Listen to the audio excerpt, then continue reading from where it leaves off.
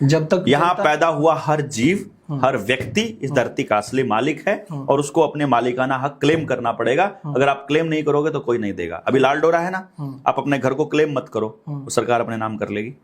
हाँ, आप क्लेम करना पड़ेगा ना भाई, आपको मालिकाना करना हक। पड़ेगा। हाँ, तो धरती पे मालिकाना हक क्लेम करना पड़ेगा। मालिक है भाई, तुम कौन होते हो?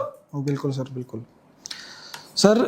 जो एलन मस्क की आप बात कर रहे थे, एलन मस्क की अभी रिसेंट एंट्री हुई है इंडिया में।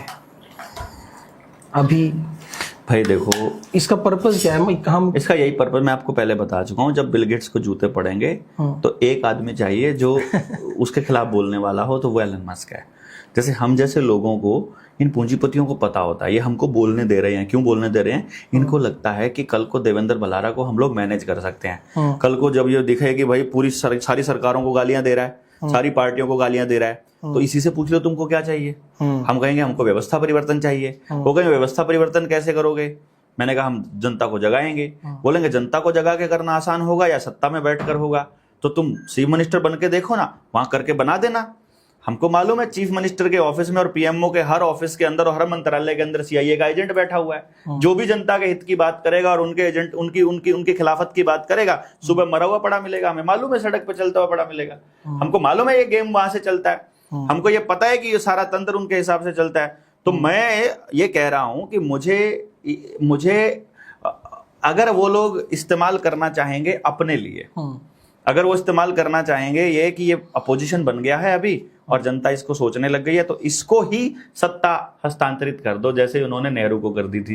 पहले खेल खत्म, उन्हीं का कठपुतली आ जाएगा। इनको ये नहीं पता है कि जनता से नेता निकालने की तैयारियां हो चुकी हैं, तो वो इसके जाल में हम लोग नहीं फंसने वाले हैं। है कि ये सारा तंत्र उनके हिसाब से चलता है। तो मैं ये कह रहा हूं कि मुझे अगर वो लोग इस्तेमाल करना चाहेंगे अपने लिए, अगर वो इस्तेमाल करना चाहेंगे ये कि ये अपोजिशन बन गया है अभी और जनता इसको सोचने लग गई है, तो इसको ही सत्ता हस्तांतरित कर दो, जैसे उन्होंने नेहरू को कर दी थी। पहले खेल खत्म, उन्हीं का कठपुतली आ जाएगा। इनको ये नहीं पता है कि जनता से नेता निकालने की तैयारियां हो चुकी हैं, तो वो इसके जाल में हम लोग नहीं फंसने वाले हैं। इसलिए ये जो एलन मस्क है, ये ऐसे ही पुराने भटके हुए, जैसे बीजेपी का जो गठन किया था अंग्रेजों ने ही तो किया था।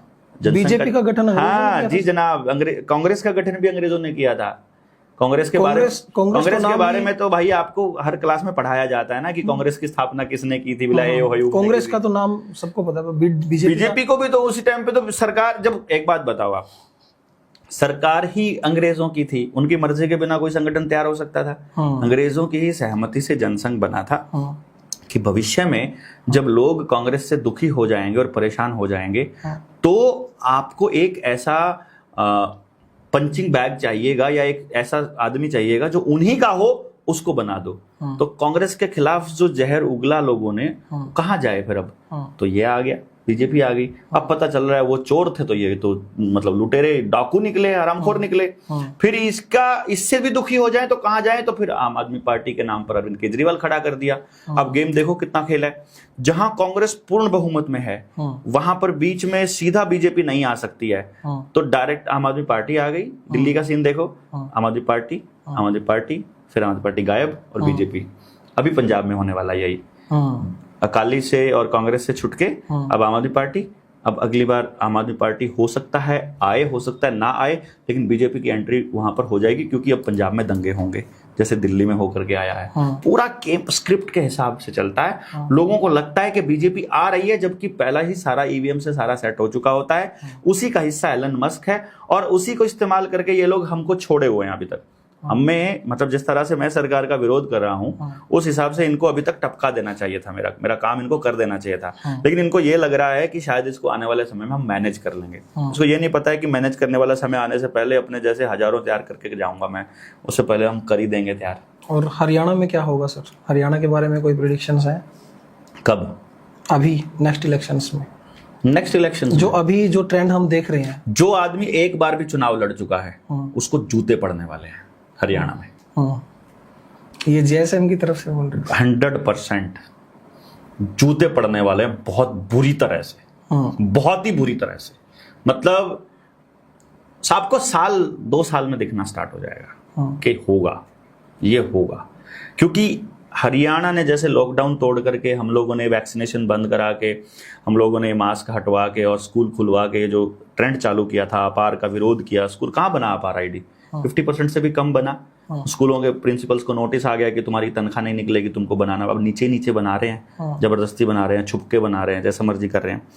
तो वो लोगों ने खड़ा होकर के इसका विरोध करना शुरू किया। अब तो बच्चों को लगने वाले वैक्सीन के विरोध में भी लोग आने लग गए हैं, पता लगने लग गया उसका क्या है। हमने उनको बता दिया था, भैया जो कोरोना की वैक्सीन का फायदा है वही फायदा बच्चों को लगने वाली वैक्सीन का है, वही फायदा आपकी बच्चियों को जो सिविक सर्वाइक कैंसर के नाम पर लग रहा है उसका फायदा है, जितना आपकी, वही फायदा जो सरकार आपको ये सैनिटरी पैड दे रही है वही फायदा उसका है।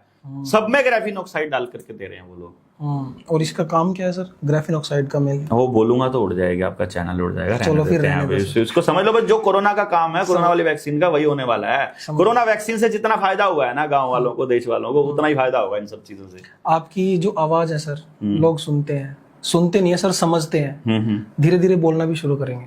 बोल रहे हैं, अब बोल रहे हैं भाई साहब। वो जब जाते हैं ना बैंक वालों से मिलते हैं, हमारे वाले साथी बोलते हैं सारे वकील हैं भाई, पता नहीं कौन है, कहाँ से लग गया। हमारे हरियाणा में आजकल सर ये म्यूजिक इंडस्ट्री ग्रो कर रही थी। देखिए सही और गलत मैं उस पर नहीं जाऊंगा। तो जो हमारा जो अभी म्यूजिक इंडस्ट्री है, जो नए कलाकार हैं, कुछ बच्चे आए हैं आगे काम कर रहे हैं, या जो भी उसके पीछे पर कोई कलाकार नहीं है। ओके, भांड है सबके सब। ओके, भांड है भांड। म्यूजिक ये थोड़ी ना होता है। मतलब ये ये म्यूजिक होता है। उनके लिए आपका सर क्या कोई मैसेज, क्या स्टेट मैसेज हो सकता है, क्या मैसेज हमारे जो हरियाणा के कलाकार हैं? हरियाणवी कल्चर को कौन प्रमोट कर रहा है यार? कोई है? हरियाणा को कौन प्रमोट कर रहा है? रेयरली कोई दिखाई। हरियाणवी के नाम पर सब नौटंकी चल रही है। जब आप असल हरियाणवी कल्चर को जिस दिन प्रमोट करोगे ना, उस दिन हम उनको बोलेंगे, अदरवाइज तो वो बॉलीवुड का ही हिस्सा है। यार अपने लोगों को गलत मैसेज दे रहे हैं, कुछ पता ही नहीं उनको क्या क्या बना रहे हैं वो लोग। बोला एआई से बना के, धुन बना करके, और उसके ऊपर कुछ भी बकवास करने को वो कलाकारी बोलते हैं। कभी म्यूजिक बैठ करके म्यूजिक को गहराई से समझेंगे, साधना होती है म्यूजिक यार। पर वो मतलब ध्यान साधना की जैसा होता है, परमात्मा से मिलने का रास्ता होता है। इतनी पवित्र चीज को कचरा बना के रख दिया इन लोगों ने। हमारा जो यूथ है, कोई म्यूजिक का कलाकार, संगीत का कोई कलाकार यदि एग्रेशन में आता है और किसी के विरोध में ऐसा करता है, वो कलाकार हो ही नहीं सकता है। कलाकार तो सीधा जुड़ा हुआ आदमी होता है यार। जो हमारा यूथ है सर, क्या रीजन है कि वो इंस्पायर हो जाता है सॉन्ग से इतना जल्दी? ये कोई फिजिकली या हमारे जो हार्मोन्स हैं उनसे रिलेटेड कोई दिक्कत है, या फिर देखो समझ का भी रोड़ा है। और जिसके अंदर म्यूजिक पड़ा है, जैसे हम ये बताते हैं ना कि ये बच्चा म्यूजिक के लिए बना है, जब उसे असल म्यूजिक कनेक्ट होने वाला नहीं मिलेगा, तो कैसा ही भी म्यूजिक मिलेगा वो कनेक्ट होगा। ओके, जो अंदर पड़ा है ना, तो वो जुड़ेगा, भागेगा वो उसकी तरफ। जैसा भी होगा उसका ट्रैक जैसा भी होगा यार।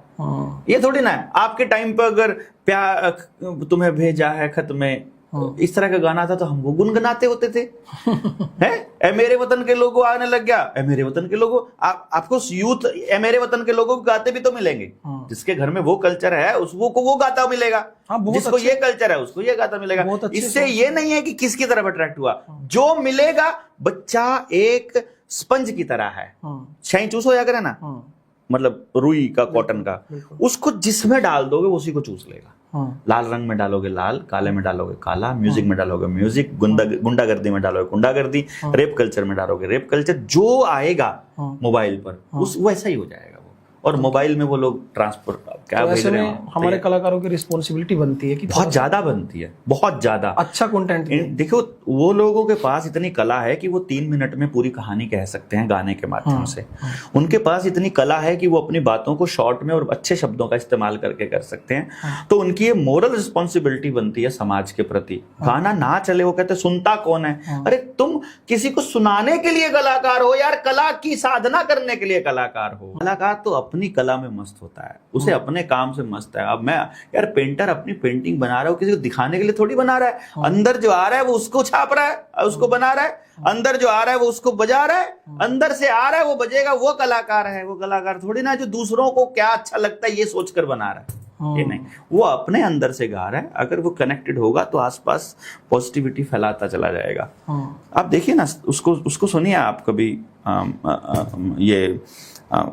अपना कंवर ग्रेवाल, देखिए आप उसको सुनिए, वो अपनी मस्ती में गा रहा है, लोग अपने आप अट्रैक्ट हो रहे हैं जो उस फ्रीक्वेंसी के हैं, और इनकी जरूरत ही नहीं है। वो संगीत सुन के देखिए आप, उनके उन शब्दों को सुनिए आप, और देखिए फिर क्या है। असल संगीत सुनना है आज के वक्त का, उनको सुनिए। जैसे शिव बटालवी को सुन के देखिए।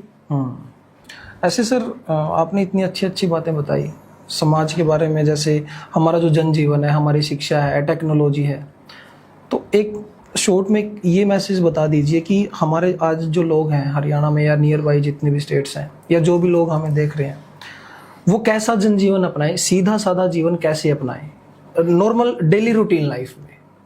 देखिए असल में क्या है, सवाल खड़ा हो जाता है कि तुम ऐसा जीवन जी रहे हो कि नहीं जी रहे हो।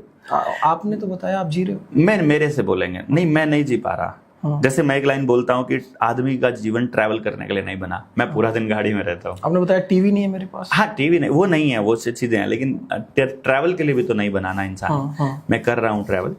तो अपना जीवन अगर इस तरह का जी पाए कि आपको ट्रैवल ना करना पड़े। अगर ट्रैवल करो तो घूमने के लिए करो, चीजों को ऑब्जर्व करने के लिए करो। महीने भर के लिए निकल जाओ ट्रैवल करते करते, कोई दिक्कत नहीं है, दुनिया घूम कर आओ। लेकिन ये नहीं कि काम में ट्रैवल करना पड़े आपको। काम ऐसा चूज करो जिसमें ट्रैवल ना करना पड़े। काम ऐसा काम करो जिसमें फिजिकल वर्क ज्यादा हो।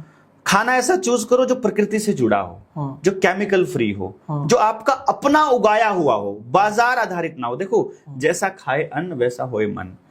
बाजार का खाओगे तो बाजारू बनोगे।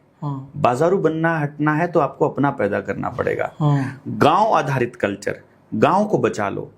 जल जंगल जमीन जानवर जन, रोटी बेटी माटी, इसका अधिकार और सम्मान प्राप्त करने की दिशा में काम करो।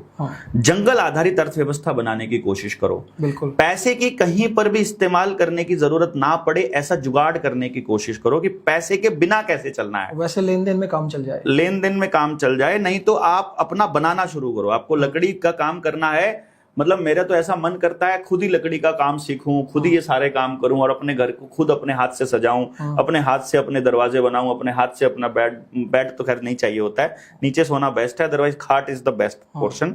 मतलब घरों से डबल बेड उठा के फेंक दो अगर हो सके तो। डाइनिंग टेबल और डबल बेड उठा के फेंक दो। जिस घर में डबल बेड है उस घर से बीमारी और नेगेटिविटी कभी नहीं जाएगी। ये डबल बेड वाला भी फंडा एक बार क्लियर कर दो सर, ये बहुत चल रहा है आजकल, सब कुछ डबल बेड पे ही चलता है, खाना पीना सोना। डबल बेड घर में है ना, देखो असल में ऊर्जा को स्टोर करता है और नेगेटिव ऊर्जा को स्टोर करता है डबल बेड बेसिकली।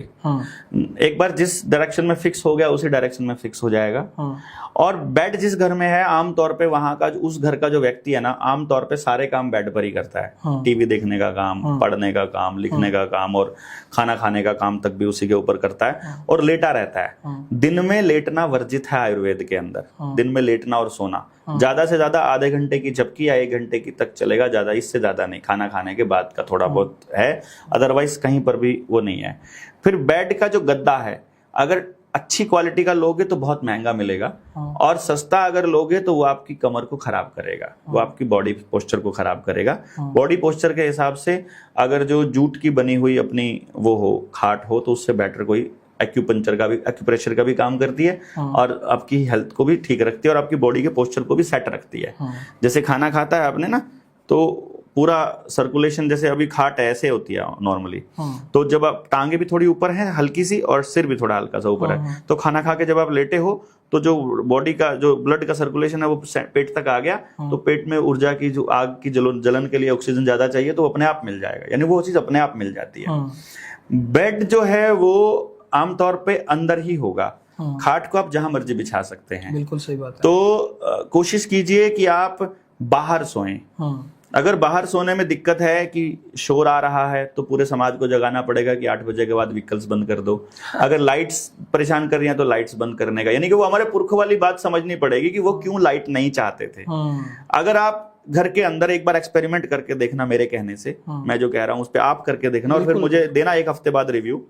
जितनी व्हाइट लाइट है घर में सबको बंद कर दो, ठीक है, और येलो बल्ब ले आओ, 30-40 वाट से ऊपर का मत लाना, और उसके बाद 0 वाट का बल्ब। आपको शुरू में लगेगा पढ़ने में दिक्कत हो रही है, क्योंकि आपको पढ़ाया गया है कि लाइट बहुत होनी चाहिए जब आपको पढ़ना है। दिए में भी पढ़े हैं, दिए में पढ़े हैं, इसलिए आंखें ठीक है हमारी। अगर आप लाइटों में पढ़े होते तो चश्मे लगे हैं। लाइटों में पढ़ने वालों को सबको चश्मे लगे हैं, बच्चों को लग रहे हैं। स्टडी टेबल पे जिसकी लाइट लगी हुई है उसके सबको चश्मे लगे हैं। तो आप क्या करो, येलो लाइट ले आओ घर में, और उसके बाद कोशिश करो 0 वाट से ऊपर का बल्ब ना जलाओ। कोशिश ये करनी है। बहुत ही कुछ देखना है, जैसे कुछ सामान लेना है, बटन दबाया, सामान लिया, बंद कर दिया। जरूरत जब तक नहीं है तब तक आप बिजली मत जलाओ।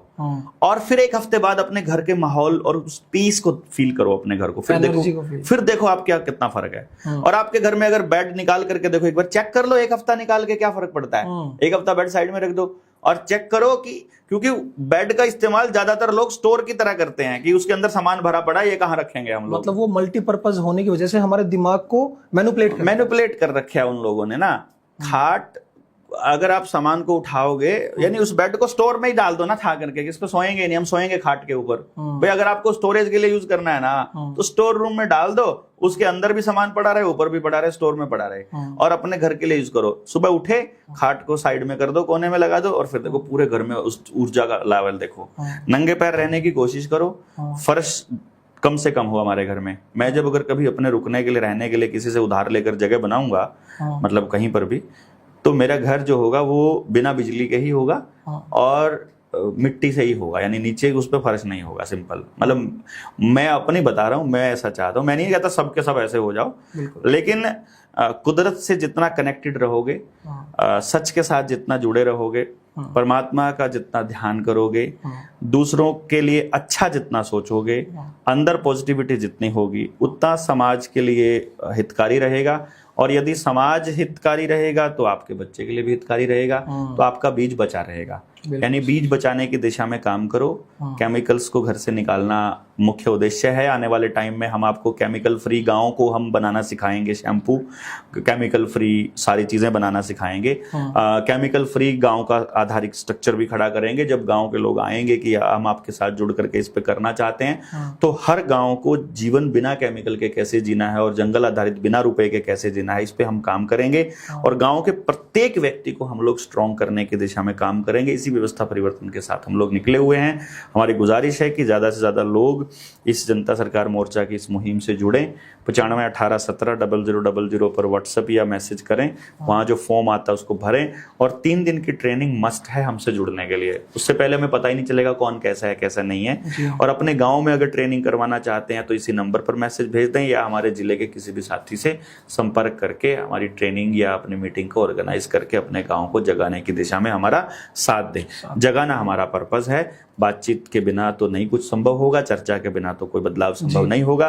पहले लोग मान लें कि जो चल रहा है वो गलत है, फिर ये मान लें कि इसको ठीक करना पड़ेगा, फिर ये मान लें कि इसको ठीक कैसे करना है जान लें, और फिर ये देखें कि इसको कौन करेगा, और फिर ये देखेंगे कि अब नहीं तो कब, और मैं नहीं तो कौन। बिल्कुल सर, मैं भी हमारे दर्शकों को बताना चाहूँगा कि डॉक्टर साहब को बहुत अलग अलग मुद्दों में, अलग अलग फील्ड में एक्सपीरियंसेस भी हैं। इन्होंने स्ट्रगल भी किया है और काफ़ी चीज़ें फेस की हैं, काफ़ी कुछ सीखा है। और आज जब हर कोई अपनी लाइफ में इतना बिजी है, भाग दौड़ में, टेक्नोलॉजी में, थोड़ा सा टाइम मिलता है तो इंस्टा पे रील स्क्रॉल करते रहते हैं, स्नैपचैट्स बच्चे यूज़ कर रहे हैं, माँ बाप को पता ही नहीं है। तो ऐसे में आज भी हमारे बीच में कुछ लोग ऐसे बचे हैं जो हमारे लिए जी रहे हैं, हमारे बारे में सोच रहे हैं, हमारे लिए कुछ करना चाहते हैं। 11 बजे से लेके 7:45 हो गए अभी जी। तो आप सभी से मेरी रिक्वेस्ट है कि इनके विचारों को समझें और अपने जीवन में उतारें दोस्तों। इसके साथ साथ जनता सरकार मोर्चा जो है, इनका बहुत अच्छा मंच है, आप उससे जुड़ें। आप आपके बच्चों का भविष्य अच्छा बना पाएंगे, आपका समाज अच्छा आपके आसपास डेवलप कर पाएंगे। और डॉक्टर साहब ने हमें इतना कीमती समय दिया है, मैं उसके लिए तहे दिल से डॉक्टर साहब का धन्यवाद करता हूँ। Thank you sir, thank you very much. धन्यवाद भाई जी, धन्यवाद अमित जी।